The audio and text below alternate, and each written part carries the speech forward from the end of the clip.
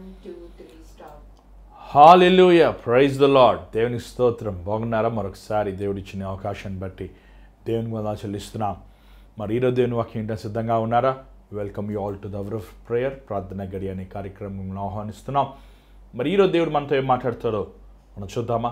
మరి ఈరోజు ముఖ్యమైన అంశం ఏంటంటే ఉపవాస ప్రార్థన, లేకపోతే ఉపవాస ప్రార్థనకి విరోధమైన శత్రువులు ఏంటి అనేది మనం ఈరోజు ధ్యానిద్దాం. మరి మీ బైబిల్ తెచ్చుకోండి, మాతో పాటు మీరు కలిసి ఈ లైవ్ ప్రోగ్రాంలో పార్టిసిపేట్ చేయండి. చివరి వరకు దేవుని వాక్యం వినండి, దేవుని దీవెనలు పొందండి. మరి కార్యక్రమం వెళ్ళక ముందు ఒక చిన్న ప్రార్థన. పరిశుద్ధమైన తండ్రి, దయగల ప్రభా, మరొకసారి నీ పాసనలోకి వస్తున్నాం. మా పట్ల నీ కృపను చూపించి నీ రక్తముతో మమ్మల్ని శుద్ధి చేసి పరిశుద్ధపరిచి ఈ రోజునైనా నీ వాక్యముని ప్రకటించే భాగ్యం నాకు ఇచ్చి ఉన్నావు. మమ్మల్ని అందరినీ సజీవ లెక్కలో ఉంచి ఉన్నానైనా. దేవ, ఈ సమయాన్ని ఆశీర్వదించి ప్రతి ఆటంకాలు తొలగించు. నీ మాట నా నోట్లో ఉంచుమని యేసు నామములో అడుగుచున్నాం తండ్రి, ఆమేన్. మరి ఈరోజు ఒక ముఖ్యమైన 3 అంశాలు మన ఉపవాస ప్రార్థన గురించి మనం ధ్యానిద్దాం. ఉపవాస ప్రార్థన ఎందుకు ఉండాలి? ఉపవాస ప్రార్థన ఉండాలని రూల్ ఉందా? అది అందరూ ఉండాలా అని చాలామంది ఈరోజు ప్రశ్నిస్తుంటారు. కానీ ఉపవాస ప్రార్థనతో మనకు ముఖ్యమైన మన స్వభావంలో మార్పులు కలగాలి. అది ఉపవాస ప్రార్థన ఆచారంగా చేస్తాం వల్ల ప్రయోజనం లేదు. అలా చూసినట్లయితే పరిశీలర్ వారానికి 2 సార్లు ఉపవాసం ఉంటే మనం చూస్తున్నాం. ఉపవాస ప్రార్థన అది పైరూపమైన వేషభాషను కాదు, కానీ నీ హృదయాంతరంలో ఉన్న మార్పు కలగాలనేది మనం గమనించాలి. మరి దేవుని వాక్యంలో వెళ్దాం. మరి ముఖ్యంగా ఈరోజు ఉపవాస ప్రార్థన ఎందుకు మనం చేయాలి? ఉపవాస ప్రార్థన ద్వారా ఏం జరుగుతుంది?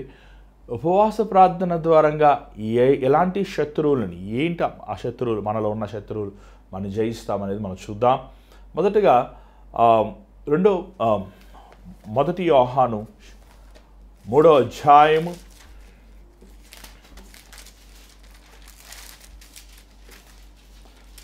2వ అధ్యాయము 15వ వచనం నేను చదువుదాం. ఈ లోకంనైనను లోకంలో ఉన్న వాటినైనను ప్రేమింపకుడి. ఎవడైనను లోకంను ప్రేమించిన ఎడల తండ్రి ప్రేమ వారిలో నుండదు. లోకంలో ఉన్నదంతయు అనగా శరీరాశయు, నేత్రాశయు, జీవపు డంబమును తండ్రి వలన పుట్టినవి కావు, అవి లోక సంబంధమైనవే. చాలు. ఇక్కడ మనం చూసినట్లయితే ఏమండి, 3 విధమైన లోకముని మనం చూస్తున్నాం, లోక ఆశలు చూస్తున్నాం. ఏమండి, మొదటిది శరీరాశలు, ఏమండి నేత్రాశలు, మూడవది జీవపు డంబం. ఈ 3 మనం చూస్తున్నాం. ఈరోజు చాలాసార్లు చాలామంది మన జీవితంలో శరీరాశలతో నిండి మనం ఉపవాసం ఉండి ప్రార్థిస్తున్నాం. శరీరాశలు ఏంటండి? ఏం తిందుమా, ఏం తాగుదుమా, ఏంది ఈ లోకంలో మనం సంపాదించుకుందామా, ఈ లోక సుఖభోగముల గురించి చాలామంది ఉపవాసం ఉండి ప్రార్థిస్తుంటారు. ఈ శరీరము డంబముతో కూడింది, గర్వంతో కూడింది. ప్రార్థన మనలో ఉన్న గర్వాన్ని నుంచి మనకి విడుదల ఇచ్చేది. ఈరోజు చాలాసార్లు మనం ముఖ్యమైన సంగతి మనం మర్చిపోతున్నాం. ఉపవాస ప్రార్థన చేస్తున్నాం, ఉపవాస ప్రార్థన కొనసాగుతున్నాం, కానీ మనలో గర్వం అనేది చూస్తున్నాం. గర్వం అనేది ఎలా ఉంటుందంటండి, ఇది ఎవరు నాకేం చెప్పవసరం లేదు, నాకంతా తెలుసు, నాకంతా వచ్చు, నేను చేసేయగలుగుతా, నేను సాధించగలుగుతా, నేను అందరికంటే గొప్పవాడిని, నేను అందరికంటే మెరుగైన వాడిని, నేను ఎంతో కష్టపడిపోతున్నాను, నేను ఎంతో ప్రయాసపడుతున్నాను, ఇతరుల కంటే నేను ఎక్కువ పని చేస్తున్నాను అనే భావం ఉంటుంది చాలామందికి. లేకపోతే చాలాసార్లు ఇతరుల కంటే మన గొప్పవారమే అని కూడా అనుకుంటుంటాం. కొన్నిసార్లు ఈ గర్వం ఎలా ఉంటుందండి, నేను అందరికంటే చాలా దీనుణ్ణి, అందరికంటే నేను మంచి పరిశుద్ధుని, అందరికంటే నేను బాగా వాకింగ్ చెప్తాను, లేకపోతే పాటలు పాడతాను, నేను అందరికంటే మెరుగైన వాడిని అనేది కూడా ఉంటుంది. కొంతమంది క్షమించండి, మన బైబిల్లో మన హామాను మనం చూస్తున్నాం. ఈ హామాను బైబిల్ చూసినట్లయితే తను మొర్దెకై తనకి వందనాలు చెప్పలేదని తన మీద పగ పెట్టుకున్నాడు. హామాను కూడా పనివాడే, కానీ తను తన హృదయంలో తన ఇతరులకంటే మెరుగైన వాడు నాకు భావం కలిగి ఉంటాడు. ఈ గర్వం అనేది ఈరోజు చాలామంది క్రైస్తవులైన మనకి కూడా ఉంటాం, మనం చూస్తున్నాం. చాలాసార్లు మనము ఏమండి ఈ సెల్ఫ్ రెస్పెక్ట్, ఈ సెల్ఫ్ ఎస్టీమ్, ఈ సెల్ఫ్ గురించి మనం ఈ లోకంలో ఎక్కువ వింటుంటాం. ఈ సెల్ఫ్ మోటివేషన్ అని మన వార్తలు వింటున్నాం. ఒక ఇన్స్పిరేషన్ స్టోరీస్ కానీ, ఇన్స్పిరేషన్స్ ఎన్ని ఇలా సాధించాను, ఇలా కష్టపడ్డాను, నేను చేశాను, నా ఆలోచనది, నా పట్టుదలేదని చాలాసార్లు చాలా వాటిని మనము చూస్తుంటాం. కానీ ఆత్మీయ జీవితంలో ప్రభుతో పాటు మనం నడుస్తున్నప్పుడు ఆ సెల్ఫ్ అనేది సిలువ వేయబడాలి. చాలాసార్లు భార్యాభర్తలు అవనివ్వండి, అన్నతమ్ముళ్ళు అవనివ్వండి, అక్కా చెల్లెళ్ళు అవనివ్వండి, స్నేహితులు అవనివ్వండి, బంధుమిత్రులు అవనివ్వండి, లేకపోతే ఉద్యోగం చేసే చోట అవనివ్వండి, ఈ గర్వము వారు ఎదుటివాడి కంటే నేను బాగా చేయగలను, నేను బాగా మాట్లాడగలను, లేకపోతే నేను బాగా ఈ పనిని నేను సాధించగలను అనే భావం కలిగి ఉంటాడు చాలామంది. చూడండి దేవుని బిడ్డలారా, మనము ఆ గర్వమైన హృదయం తొలగిపోవాలి. ఉపవాస ప్రార్థనకి మొదటి విరోధి గర్వం. గర్విష్టి ప్రార్థన చేయలేడండి. గర్విష్టిలో చాలామంది చాలా బిజీగా ఉంటున్నాం. ఏమండి? కాదండి, బిజీగా ఉన్న వల్ల ప్రార్థన చేస్తాం కాదు, గర్వము ఉన్నవారు ప్రార్థన చేయరు. రెండోది, ఉపవాసము మనం ఎందుకు ఉండాలి? ఏమంటే ప్రార్థన మనం ఎందుకు చేస్తున్నాం? గర్వాన్ని జయిస్తాం కోసం చేస్తున్నాం. ఈ గర్వం చాలాసార్లు ఇది పాపంగానే కనబడదు. ఈ గర్వం చాలాసార్లు ఏమండి అది మీ అందరూ అర్థమయ్యే చెప్పాలంటే అది నరహత్య కానీ, వ్యభిచారం కానీ, ఇలాంటి పైరూపమైన పాపంలా కనబడుతుంది. ఇది హృదయాంతరంలో ఉండేది. లూసిఫరు తన హృదయం అనుకున్నాడు తన దేవునితో సమ్మని, దేవుడు తనను త్రోసివేసినట్టు మనం చూస్తున్నాం. అంత మాత్రం కాదు, ఈ గర్వము కలిగిన హృదయం కలిగిన వారు దేవుడు అసహించుకుంటాడండి. యెహోవాయందు భయభక్తులు కలిగి ఉంటామంటే ఏంటో చూడండి ఒకసారి. సామెతలు 8వ అధ్యాయము 13వ వచనం. సామెతలు 8వ అధ్యాయము 13వ వచనం ఒకసారి చదువుదాం. సామెతలు 8వ అధ్యాయము 13వ వచనం. యెహోవాయందు భయభక్తులు కలిగి ఉండుట చెడుతనంను అసహించుకొనుటే. గర్వము, అహంకారము, దుర్మార్గత, కుటిలమైన మాటలు నాకు అసహ్యములు. యెహోవాయందు భయభక్తులు కలిగి ఉంటాయంటే చెడుతనముని అసహించుకుంటామే. ఏంటి ఆ చెడుతనము? ఏంటి ఆ దుర్మార్గతనము? అక్కడ కింద రాయబడి ఉంది ఏమంటే గర్వము, దాని తర్వాత చదవండి, అహంకారము, దుర్మార్గత, కుటిలమైన మాటలు. ఏమండి? అహంకారము పాపములన్నింటిలోనే ప్రధానమైనది. ఎందుకంటే అది సాతానుగాడే స్వయంగా దేవుని మీద తన స్వభావం చూపించిన వాడు. కయ్యేను ఏబేలు మీద అహంకారం కలిగి ఉన్నాడు. నువ్వు చిన్నోడివి, నేను పెద్దవాడిని, దేవుడు నా బలాప తీసుకోవాలి, అసలు నువ్వు ఎవడరా నువ్వు అని తన కోపముతో తన తమ్ముడిని హతం చేసినట్లు కూడా మనం చూడగలుగుతున్నాం. ఈ అహంకారము మనం ప్రార్థిస్తున్నప్పుడు మన అహంకారం తొలగిపోవాలండి. చాలాసార్లు ఈ గర్విష్ఠంగా ఉన్నవారు ఏమండి ప్రార్థన చేయరండి.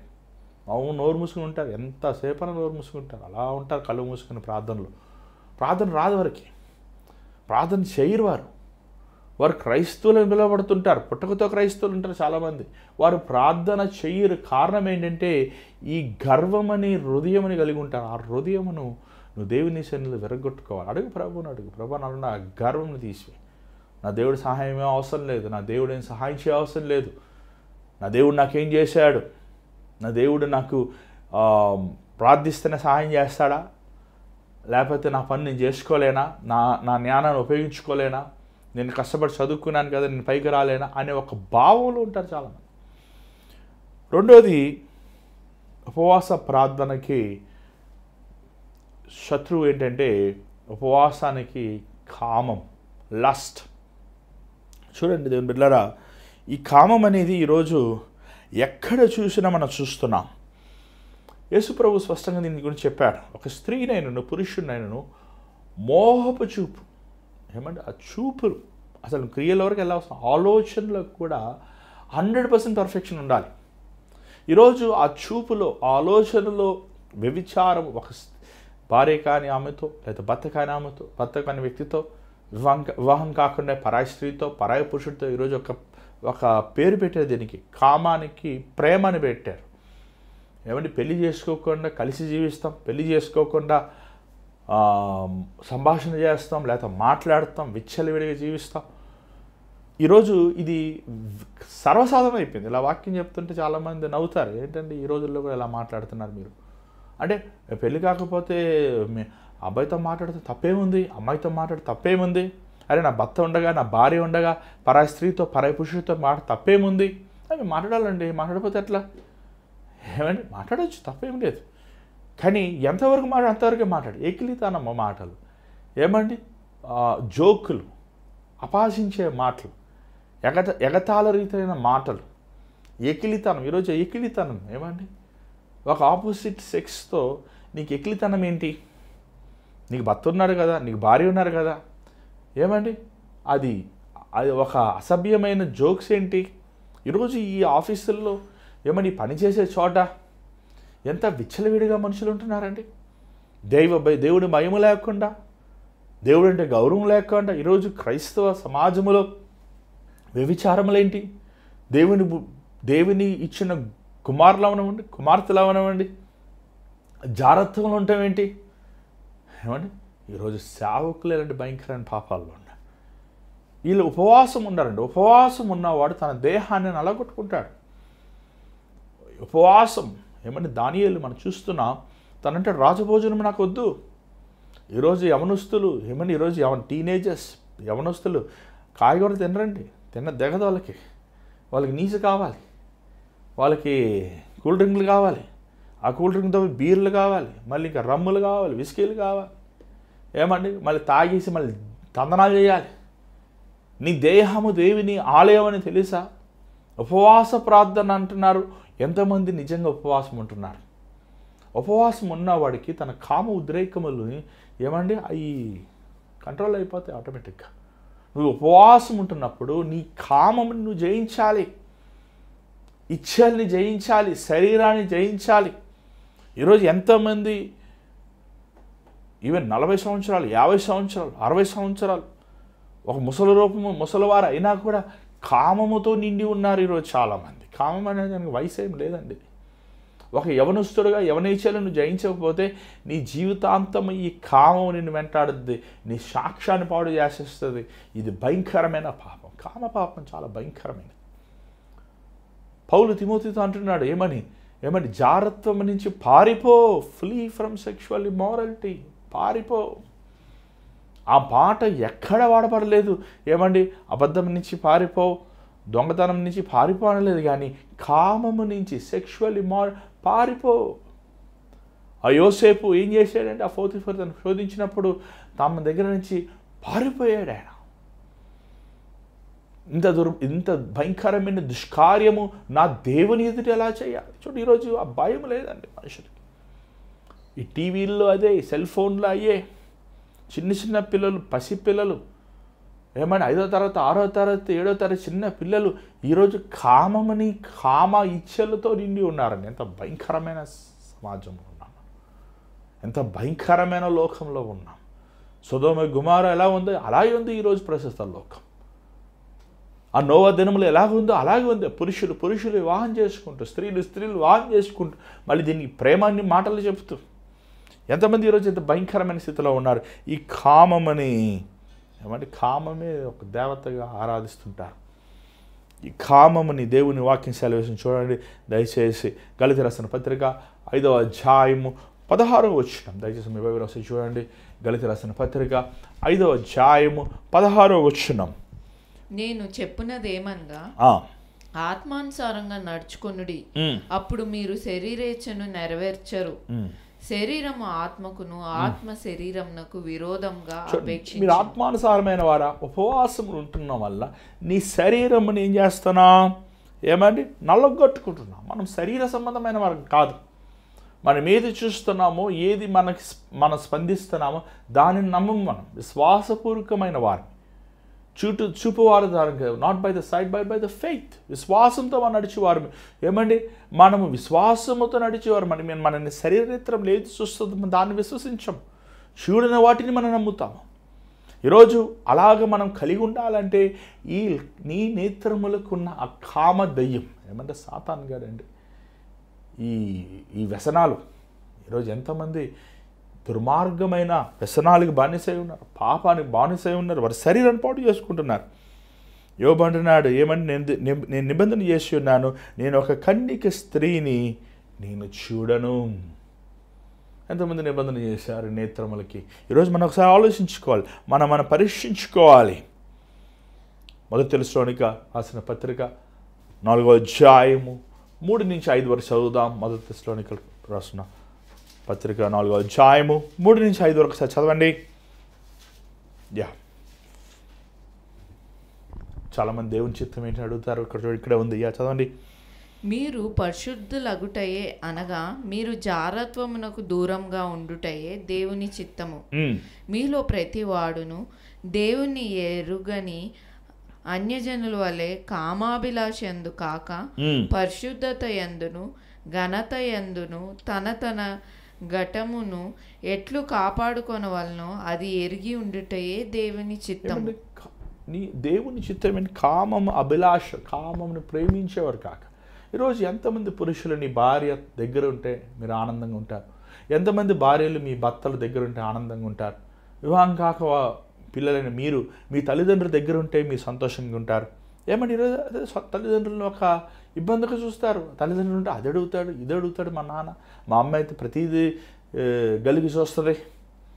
నా భర్త ఉంటే నన్ను సమాధానంగా ఉంచాడు, నా భార్య ఉంటే నా మనశాంతి ఉండదు అని వాహమైన. అరే, ప్రతి పురుషుడికి తన సొంత భార్య ఉండాలి, ప్రతి స్త్రీకి తన సొంత భర్త ఉండాలి. కామము వ్యభిచారం నిమిత్తం దేవుని వాక్యం స్పష్టంగా సెలవిస్తుంది.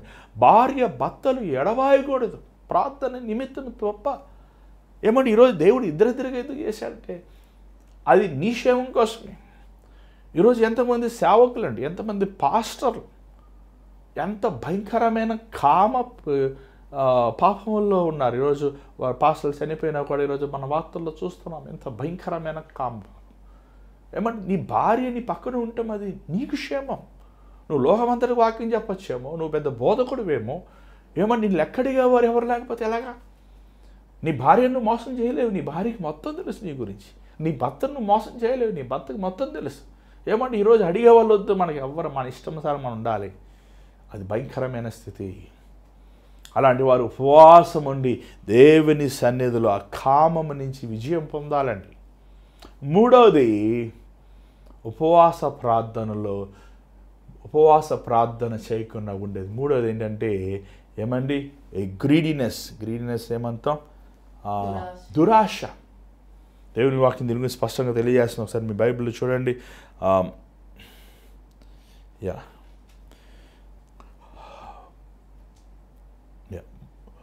లూకా సువార్త 12వ అధ్యాయం 15వ వచనం ఒకసారి చదువుదాం. లూకా సువార్త 12వ అధ్యాయం 15వ వచనం. మనంత చదువుతున్న సమయం లేదు, బహుశా మీరు చదివితే బాగుంటుంది. మరియు ఆయన వారితో, మీరు ఏ విధమైన లోభమునకు ఎడమీయక జాగ్రత్త పడుడి. ఒకని కలిమి విస్తరించుట వాని జీవమునకు మూలం కాదనను. మరియు ఆయన వారితో, ఏ విధమైన లోభము. ఈరోజు మనుషుడు ఎంత స్వార్థమైన హృదయంతో ఉపవాస ప్రార్థన చేయువాడు ఏం చేయాలి? ఇచ్చేవాడు ఇవ్వాలి. దేవుడికి ఇవ్వాలి, కైసరికి ఇవ్వాలి. ఏమండి ఈరోజు చాలామంది పేదలకు ఇస్తే దేవుడికి ఇచ్చారంటున్నారు. లేదండి, దేవుడివే. పేదవారివే. ఏమన్నాడు ఆ రోజు ఆ యూదా ఇస్కరియోతు? మరి అతన్ని ప్రభు పాదములు కొమ్మరు, ఎందుకు ఈ వ్యర్థము, ఎందుకు ఈ నష్టము? ఇది అమ్మి పేదలకు ఇవ్వచ్చు కదా. ఏమండి, పేదలకు ఇచ్చేవాడు దేవునికి అప్పిచ్చినందు బైబిల్లో. దేవుని సొమ్ము దేవుడిదే, దశమ భాగము దేవుని సొమ్ము. పేదవారికి ఇవ్వాలి. ఏమండి, ఈ ఉపవాస ప్రార్థన ఉన్నవారు ఉపవాస ప్రార్థనలో ఏమండి చేయకుండా మనకు మూడోది ఏంటంటే ఏమండి మన స్వార్థమైన హృదయము. ఈ దేవుని వాక్యం దీని గురించి ఇంకను స్పష్టంగా తెలియజేస్తుంది. చూడండి, సామెతలు 28వ అధ్యాయము 25వ వచనం ఒకసారి చదువుదాం. సామెతలు 28వ అధ్యాయము 25వ వచనం. దయచేసి మీ బైబిల్ చూడండి, మాతో పాటు కలిసి చదవండి. పేరాస గలవాడు కలహము రేపును, యెహోవా యందు నమ్మిక ఉంచువాడు వర్ధిల్లును. ఏమండి, పేరాస కలిగిన వాడు, ఎ గ్రీడీ మ్యాన్, అంతా నాకే కావాలి, అన్నీ నాకే కావాలి. పిచ్చోళ్ళు ఏమండి, కొన్నిసార్లు అనుకుంటారు లోకం డబ్బులన్నీ నాకే కావాలి. లోకం నువ్వు ఒక్కడే ఉన్నావు, డబ్బులన్నీ నీయే, ఏం చేసుకుంటావు, ఎవడికి ఇచ్చుకుంటావు? ఏమండి, లోకం నువ్వు ఒక్కడే ఉన్నావు, లోకంలో బంగారం అంతా నీది, ఏం చేసుకుంటావు? లోకంలో ఉన్న బియ్యం అంతా నీది, నువ్వేం చేసుకుంటావు? ఒక్కడే ఉన్నావు, ఏం చేసుకుంటావు? పిచ్చెక్కి చచ్చిపోతావు. ఏమంటే పక్కవాడు కూడా ఇవ్వలేని మనస్సు. అయ్యే, ఎదుటివాడు అభివృద్ధి పొందాలి, అన్నీ నాకే కావాలి, అన్నీ నేనే బాగుండాలి, నేనే అభివృద్ధి పొందాలి, నేను బాగుంటే చాలు అనే తత్వం కలిగిన వ్యక్తి ఏమండి, అలాంటి వారు ఉపవాస ప్రార్థన చేయలేరు. అలాంటి స్వార్థమైన హృదయము ఉపవాస ప్రార్థనకి విరోధమైనది. ఉపవాస ప్రార్థన ఉన్నవాడు ఇచ్చువాడుగా ఉండాలి. ఉపవాస ప్రార్థనలో ఈరోజు చాలాసార్లు సంఘాల్లో మనం ఉపవాస ప్రార్థనలో కానుకలు తీయం. ఏమంటే, ఎందుకంటే ఉపవాస ప్రార్థనలో కానుకలు ఎందుకు అని. కానీ వాక్యానుసారం చూసినప్పుడు, దేవునిని మనం ఆరాధించినప్పుడు దేవుడు చేసిన మేలు మనం కప్పకూడదు. ఈరోజు చాలామందిని చూస్తున్నామండి, వారికి ఉద్యోగాలు వచ్చాక, దేవుడు ఆశీర్వదించాక, వారి వివాహాలు చేశాక, వారి గర్భఫలం పుట్టాక, ఏమండి వారికి ఎన్ని మేలు చేశాక ఏమంటారు తెలుసా? అన్న డబ్బులు సరిపోవట్లేదన్న కానుకిస్తానికి, దశమ భాగం ఇస్తానికి డబ్బులు మిలుగుతలేదన్న, ఆశీర్వాదాలు ఎక్కువైపోయినాయి. అంటే ఏంటి? దేవుడు నేను దీవిస్తాను తప్పైపోయిందా? నీకు ఉద్యోగం ఇస్తాను తప్పైపోయిందా? అరే, దేవుడు నాకు ఉద్యోగం ఇస్తున్నాడు కదా, జీతం ఇస్తున్నాడు కదా, నేను దేవుడికి ఇవ్వాలి అనే భావం కూడా లేని వారు ఉన్నారు. అంటే వారు ఖచ్చితంగా దేవుడికి ఉన్నప్పుడు వారు నష్టపోతారండి, ఖచ్చితంగా నష్టపోతారు. దేవుని సొమ్ము అది మనం దోచుకోకూడదు. దేవుని సొమ్ము దేవుడికి ఇవ్వాలి. ఏమైనా మన బైబిల్లో మనం చూసినట్లయితే ఈరోజు చాలామంది ప్రార్థన చేయించుకోవడానికి ఇష్టపడతారు. దేవుని సేవకులతో ప్రార్థన చేయించుకోవాలి. కానీ అయ్యగారి దగ్గరికి వెళ్తున్నప్పుడు, దేవుని సేవ దగ్గరికి వెళ్తున్నప్పుడు ఒట్టి చేతులతో వెళ్ళకూడదు. ఆయన దేవుని సేవకుడు. ఏమండి, గలతీ రాసిన పత్రిక మనం చూస్తున్నాం 5వ అధ్యాయంలో, క్షమించండి 6వ అధ్యాయంలో. ఏమండి, మీకు ఒకసారి చూద్దాం, ఒకసారి చూడండి. గలతీ రాసిన పత్రిక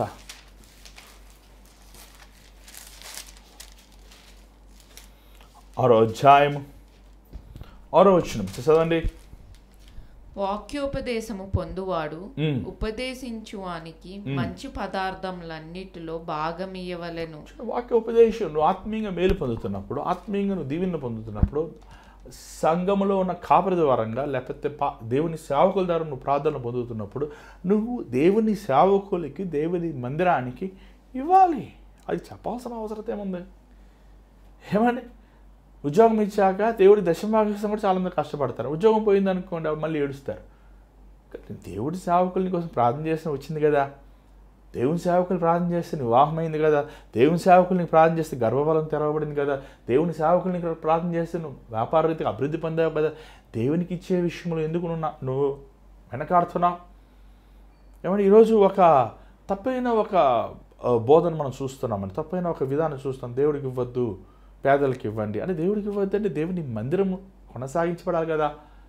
దేవుని నమ్ముకుని 24 గంటల సమస్తాన్ని విడిచిపెట్టుకున్న సంఘంలో ఉన్నవారు, సేవకులు, వారి కుటుంబాలు పోషించబడాలి కదా. మన హిజ్కియాను చూస్తున్న హిజ్కియా రాజు అయినప్పుడు తన దేవుని మందిరం బాగు చేశాడు. యాజకులు, లేవీలు అప్పటికే వారు లోకంలో వృత్తికి వెళ్ళిపోయినప్పుడు వారిని మళ్ళా పిలిపించాడు. సంఘములో తన సమాజంలో ఉన్న వారిని ఇచ్చేలా ప్రేరేపించాడు, తను ఇచ్చాడు. ఏమంటే దేవుని మందిరం ఈరోజు ఎందుకు? నీ కొడుకు సేవకురాడే, నీ కూతురు సేవకురారే, సేవకురమ్మంటే సంచులు వేసుకొని తిరుగుతారని చెప్తారు. ఎందుకు? అదే ఐఏఎస్ ఆఫీసర్ అవ్వాలంటే అలా అంటారే, ఐఏఎస్ ఆఫీసర్ సంచులు వేసుకుని తిరుగుతావు, డాక్టర్ అవుతే సంచులు వేసుకుని తిరుగుతావు, ఇంజనీర్ అవుతే సంచులు వేసుకుని తిరుగుతావు అనరే. ఏమంటే సేవకులు లేరండి, చాలామంది సేవకులు లేరు. లెక్కలు కట్టింది ఏంటంటే 20,000 మంది సేవకులు లోకరీతిగా లోకంలో ఉన్న మొత్తం పాస్ట్ చాలా వరకు 20,000 మంది. ఒక అమెరికన్ వారు థియోలాజికల్ ఇన్స్టిట్యూట్ వారు లెక్కలు కట్టారు. 20,000 మంది పాస్టర్స్ వృత్తిని వదిలివేసి లోకానికి వెళ్ళిపోతున్నారు ఉద్యోగం చేసుకుంటారు. అసలు ఆలోచించి చూడండి. అలాగ అయిందంటే వాక్యం బోధించేవారు ఎవరు ఉంటారు? సంఘం నడిపించేవారు. ఇప్పటికే మన భారతదేశంలో ఇన్ని సంవత్సరాలు తోమా గారు అప్పుడే యేసుప్రభు మరణించి పునరుద్ధారణ అయిన ఆ 20 సంవత్సరాల సువార్త తీసుకొచ్చాడండి. కానీ ఇప్పటికీ మన భారతదేశంలో 2% వరకే క్రైస్తవులుగా ఉన్నారు. కోత ఎంతో ఉంది, పనివారు కొద్దిమంది ఉన్నారు. ఇవ్వాలి, ఇచ్చేవాడు దేవునికి ఇవ్వాలి. దేవుని ద్వారా దీవించబడిన దేవుని సేవకులకి దేవుడు ఏం చేసుకుంటాడు? దేవుడు తింటాడా? దేవుడు దానిని ఆ సొమ్ముని లేకపోతే ఆ పలహారాలని లేకపోతే ఆ బలిని తింటారా? దేవుని వాక్యం చూస్తున్నాం. లేవికాండంలో నా యాజకులు వారు తింటారు. ఏమండి, ఈరోజు దేవుని బిడలమైన మనము స్వార్థముతో ఉపవాసం ఉంటున్నాం, కామముతో ఉపవాసం ఉంటున్నాం, డంబము గర్వమైన హృదయముతో ఉపవాసం ఉంటున్నాం. ఇవన్నీ ఉపవాసానికి విరోధమైనవి. స్వార్థం ఉన్నవాడు దేవుని దీవెనలు చూడలేడు. అక్కడ రాయబడి దాని గలతీ రాసిన పత్రిక 6వ అధ్యాయం మనం చూస్తున్నాం. ఏమంటే ఏమి విత్తుతామో అదే కూస్తాం. విత్తువాడు ఆ రైతు విత్తినప్పుడు ఆ గింజలు లెక్కేసుకోడు, అది తన చేతిలో పట్టి వరకు విసిరేస్తాడు. కానీ నిశ్చయముగా అది ఫలించేలా చేసేది దేవుడే. నీ జీవితంలో కూడా అంతే. ఇవి దేవుడికి ఇవ్వి, నీ పొరుగు వారికి ఇవ్వి, కష్టంలో ఉన్నవారికి ఇవ్వి, బాధలో ఉన్నవారికి ఇవ్వి. ఏమైనా ఒకటి గమనించాను ఏంటంటే, నువ్వు ఎంతగా దేవునికి మనం ఇస్తామో, ఎంతగా మనం ఇతరులకు సహాయం చేస్తాం, అంతగా దేవుడు మనకి ఇస్తాడు, ఇచ్చేవాడు. ఏమండి, ఈరోజు మన జీవితాన్ని గమనించాలి. ఈరోజు మన జీవితంలో మనం పరీక్షించుకోవాలి. గర్వం ఉన్నవాడు, కామం ఉన్నవాడు దేవుడికి ఇవ్వలేడండి. డంబముగా ఉన్నవాడు, స్వార్థమైన హృదయంతో ఉన్నవాడు, డంబం ఉన్నవాడు ఇవ్వలేరు. చాలాసార్లు ఈరోజు దేవునికి ఇవ్వాల్సి వచ్చినప్పుడు పైసలు వేస్తుంటారు. మందిరాలు వెళ్ళి ఎన్ని మందిరాలు వెళ్ళి వాక్యం చెప్తుంటే ఏమండి, ఆ వాక్యం అయ్యాక కొన్నిసార్లు కానుకల డబ్బాలని పరీక్షిస్తుంటే దేవుడికి ఏమండి కాయిన్లు వేస్తుంటారు, టక్ టక్ టక్ టక్. నిజం చెప్పండి, అంతేనా దగ్గర ఉన్నాయి? అదేనా దగ్గర ఉన్నాయి? నీ కోసం ఖర్చు పెట్టుకోవాలంటే, నీ కుటుంబం కోసం ఖర్చు పెట్టుకోవాలంటే దేవుడికి ఇచ్చే చులకనగా ఇస్తుంటారు, చాలామంది హేళనగా ఇస్తుంటారు. దేవుడు కూడా నీకు అలాగే ఇచ్చాడు అనుకోండి, అసలు నీ జీవితం ఏమైపోతుందో ఆలోచించుకో. ఈరోజు మనం పరీక్షించుకోవాలి. ఇదంతా విలువైన సమయం, దేవుడు మనల్ని పరీక్షించే సమయం. అంత మాత్రం కాదు, ప్రసంగి 5వ అధ్యాయము 10వ వచనంలో మనం చూస్తున్నాం. ప్రసంగి 5వ అధ్యాయం 10వ వచనం మనం చూడండి. ప్రసంగి 5:10 ఒకసారి చదవండి దయచేసి. ఎస్, ప్రసంగి 5:10 చదవండి. ద్రవ్యము అపేక్షించువాడు ద్రవ్యము చేత తృప్తి నొందడు, ధన సమృద్ధి అపేక్షించువాడు దాని చేత తృప్తి నొందడు, ఇది వ్యర్థమే. చాలు. ఏమంటే నువ్వు ద్రవ్యముతో నువ్వు దేవుణ్ణి ఆరాధించలేవు కదా. ద్రవ్యముని ప్రేమించేవాడు దేవుణ్ణి ప్రేమించలేడు, సిరుని దేవుణ్ణి ప్రేమించలేడు. మత్తయి 6వ అధ్యాయం మనం చూస్తాం. ఈరోజు చాలాసార్లు చాలామంది బోధకులు, సేవకులు కూడా వ్యాపారాలు చేసుకుంటున్నారు. దేవుని సేవ, పరిశుద్ధమైన సేవను వదిలివేసి ఏమండి వారు లోకరీతను వ్యాపారాలు చేసుకుంటూ సేవ చేస్తున్నారు. అది ఎంతవరకు కరెక్ట్ అనేది మరి అది కరెక్ట్ కాదని నేను చూస్తున్నాను. ఎందుకంటే అంటే బైబిల్లో పౌలు దేరములు కుట్టిను అని పని చేసాను దేరాలు కుట్టాడని ఉంది, కానీ దేరాలు అమ్మాడు ఎంతకాలం చేశాడని మనకు తీక్షణంగా ఆలోచిస్తుంటే ఆయన కొరింథీలో సంవత్సరంన్నర మాత్రమే ఉన్నాడండి. ఆయన అది అకుల ప్రిస్కిల వారితో ఉన్నారు, కానీ ఆయన ఎంతో సేవ చేశాడు కొరింథీలో. సో పొద్దున్నీ సాయంకాలం వరకు కొట్టాడు, ఆయన మళ్ళీ వ్యాపారం చేసుకుని ఆ డబ్బులు పోషించాడనేది మనం ఎక్కడ వెరీ క్లియర్ రాయబడలేదు. అంత మాత్రం కాదు, మనం యేసుప్రభు శిష్యులను తీసుకుంటే పేతురు కానీ, యాకోబుని, యోహాను కానీ వీరెవరు మళ్ళీ ఉద్యోగాలు చేయలేదు. సో అది కూడా మనము కొరింథీలో మాత్రమే ఆ పరిస్థితి పౌలుకి కలిగినట్లు, మళ్ళీ దాని తర్వాత ఆయన ఎక్కడ తను ఏమంటే వ్యాపారం కానీ ఎలాంటి విధమైన ఉద్యోగం కానీ చేసినట్టు మనకు కనబడతలేదు. కాబట్టి ఈరోజు చాలామంది ఒక ఇన్సిడెంట్ తీసుకొని చాలామంది బోధకులు ఏమండి ఈ పార్ట్ టైం జాబ్ లాగా ఆదివారం పరిచయం నడుపుతాం, సోమవారం నుంచి శుక్రవారం వ్యాపారం చేసుకుంటాం, లేకపోతే ఉద్యోగం వెళ్తూ ఉంటుంది. మరి దీన్ని ఎంతవరకు నాకు కరెక్ట్ రాంగ్ నాకు తెలియదు, కానీ దేవుడే దానికి తీర్పు తీర్చినవ్వండి. కానీ దేవుని వాక్యం మట్టి స్పష్టంగా తెలియజేస్తే మన బైబిల్లో మనం చూస్తున్నాం. సౌలు బలిని ఇచ్చినప్పుడు దేవుడు ఒప్పుకోలేదండి. దేవుడు కోపం అప్పుడే అన్నాడు, ప్రభు నేను రాజ్యాన్ని ఎదురు తీసేస్తాను. అప్పుడే తీర్మానించుకున్నాడు దేవుడు. ఎందుకంటే బలి ఇచ్చే చేతులు కత్తి పట్టుకోకూడదు, కత్తి పట్టుకునే చేతు బలి అనేది ఒకటి యాజకుడు మాత్రమే ఇవ్వాలి. సమూయేలు యాజకుడు, ఎవడు పెడితే వాడు ఇచ్చేది కాదు బలి. దేవుని కోసం నిలబడి రొట్టి విరిచే చేతులు, బాప్తిసం ఇచ్చే చేతులు, ఏమని దేవుని కోసం 100% పనిచేసే చేతులు దేవుని మాత్రమే ఆ అంకితమైనవి. అంటే అంత ఏమంటే ఒక గవర్నమెంట్ జాబ్ చేయవాడు ఒక జాబ్ చేస్తాడా? గవర్నమెంట్ జాబు చేస్తూ ప్రైవేట్ జాబు చేస్తాడా? అంటే నీకు గవర్నమెంట్ జాబ్ చేస్తున్నప్పుడు వాడు జీతం ఇస్తున్నారంటే హెవెన్లీ గవర్నమెంట్ దేవుడు ఇవ్వడా? ఆ విశ్వాసం లేదా? మరి అంత విశ్వాసం లేనప్పుడు నువ్వు ఎందుకు సేవ చేస్తావు? నీకు అంత నిరీక్షణ, దేవుని మీద నిరీక్షణ లేనప్పుడు ఎందుకు దేవుని పని చేస్తావు? లోకంగా ఉద్యోగం చేసుకో. ఈరోజు ఇది అంత భయంకరమైన స్థితిలో లోకం వెళ్తుందండి. ఎవరు పెడితే వారు పాస్టర్లు అంటాం, ఎవరు పెడితే వాళ్ళని విమర్శిస్తాం, ఎవరిని పెడితే వారిని దూషిస్తామని చూస్తాం. దేవుడు చూస్తున్న నిశ్చయమా దేవుడు తీర్పు తీర్చేవాడు. అపవాదికి ఎప్పుడు ఇతరులని తీర్పు తీర్చాలని ఆశించేవాడు. ఏమని?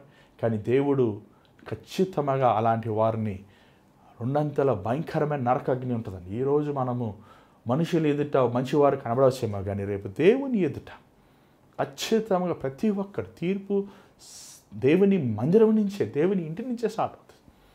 ఈరోజు మన జీవితాన్ని ప్రభువుకి సమర్పించుకోవాలి, మన హృదయం దేవునికి ఇవ్వాలి, మన జీవితాలు ప్రభువుకి అంకితం చేసుకుని ఆయనతో పాటు మనం నడవాలి. ఈరోజు ఒకసారి మిమ్మల్ని మీరు సమర్పించుకోండి. ఏ ఉద్దేశములతో అయితే, ఏ తలంపులతో అయితే, ఏ ఆలోచనలు అయితే దేవుడు మిమ్మల్ని పిలిచాడు, ఆ ఉద్దేశములకి మిమ్మల్ని మీరు అంకితం చేసుకోండి. ఉపవాసము ప్రార్థన, ప్రార్థన గర్వాన్ని తీసివేస్తుంది, ఉపవాసం కామమును తీసివేస్తుంది. దేవునికి ఇచ్చినప్పుడు మనలో ఉన్న స్వార్థమైన మనసుతో అయిపోతుంది. ఈరోజు నీ జీవితం ప్రభుకి ఇస్తావా? తెచ్చి స్థాయిలో ఉంచండి, ప్రార్థన చేద్దాం. పరిశుద్ధమైన తండ్రి దయగల ప్రభు, మరొకసారి నీ పాసనలోకి వస్తున్నామయ్యా. యథార్థమైన ఉపవాస ప్రార్థన దయచే మాలో కామమును పెట్టుకొని, డంబమును గర్వమును పెట్టుకొని, అతిశయమును పెట్టుకొని, మా దగ్గర ఉన్న ధనమును చూసుకుని విర్రవిగేవారు కాక, ప్రభా నిన్ను పూర్ణమైన హృదయముతో నిన్ను వెంబడించేవారుగా, నిన్ను ప్రేమించేవారుగా, అయ్యా నీ కోసం జీవించేవారుగా సహాయించి, ప్రతి అవసరతను తీర్చు, ప్రతి లోటును తీర్చు, ప్రతి కొరతను తీర్చి ప్రభా. దేవా, మేము ఆత్మీయ జీవితంలో ఎదుగువారుగా, నీతో నడిచేవారుగా ఉంటాను సహాయించి, జీవితం మీద మళ్ళీ రేపు కలుసుకున్న కృప చూపించమని యేసు నామమున నడుచున్నాం తండ్రి, ఆమేన్. దయచేసి గమనించండి, మీ ప్రార్థన అవసరతలు స్క్రీన్ మీద కనబడుతున్న నెంబర్ 8939392139 అనే నెంబర్కి మీరు కాల్ చేయండి. మీకోసం ప్రార్థిస్తున్నాం. అంత మాత్రం కాదు, దేవుడు మిమ్మల్ని ప్రేరేపిస్తే ఈ పరీక్షలో మీరు పాల్పొందాలని ఆశిస్తే మీ విరాళంను స్క్రీన్ మీద కనబడుతున్న Google pay, PhonePe account numbers ద్వారంగా ఈ పరీక్షలో మీరు పాల్పొందవచ్చు. దేవుడి చేతి మీద రేపు కలుసుకుందాం. అంతా God bless you. Take care.